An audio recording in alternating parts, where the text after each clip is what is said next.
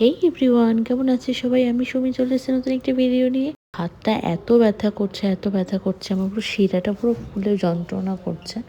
তো ওই জন্য হাতটা লম্বা করে রেখেছি, এমনভাবে বসে আছি মানে যখন লাক্সারি একটা কারে আমি বসে আছি। বাট এটা আমার কাছে লাক্সারি কারই বলতে পারো, কারণ অটোটা আমার ভীষণ পছন্দ হয়।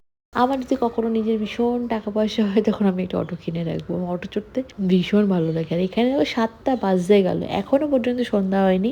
বেশ কিছুদিন হচ্ছে খুব চপ সিঙ্গারা খাওয়ার জন্য মন টানছে। এখানে খুব একটা ভালো পাওয়া যায় না চপ কিংবা সিঙ্গারা খেতে গেলে বাঞ্ছারাম থেকেই আমি আনি।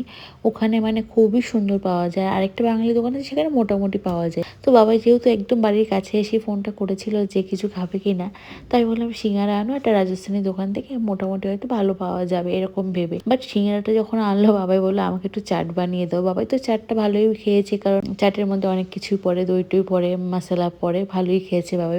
আমাদের ওখানে যে চপ সিঙ্গারাগুলো পাওয়া যায় ওই মুখে দিলে পুরো গলে যাবে, সুন্দর ফ্লেভার আছে, আর এখানে পুরো দাঁতে জড়িয়ে যাবে। এখানে সিঙ্গারা বা অন্যান্য চপ খাওয়া না তো মানে পুরো টাকা নষ্ট হয়, আমার তো তাই মনে হয়। আমি তো ফুচকা খাই না। এই যে সিঙ্গারাটা আমি খাচ্ছি, এই চাটনি ছাড়া খেতেই পারবে না। ভিতরে দেখো সিদ্ধ আলু আর বুট সিদ্ধ। এই সিঙ্গারাটা খেয়ে তো পুরো আমার মুখটা নষ্ট হয়ে গেল, মাথাও নষ্ট হয়ে গেল। দেখাবে নেক্সট ভিডিওতে। সবাই খুব ভালো থেকো, টাটা।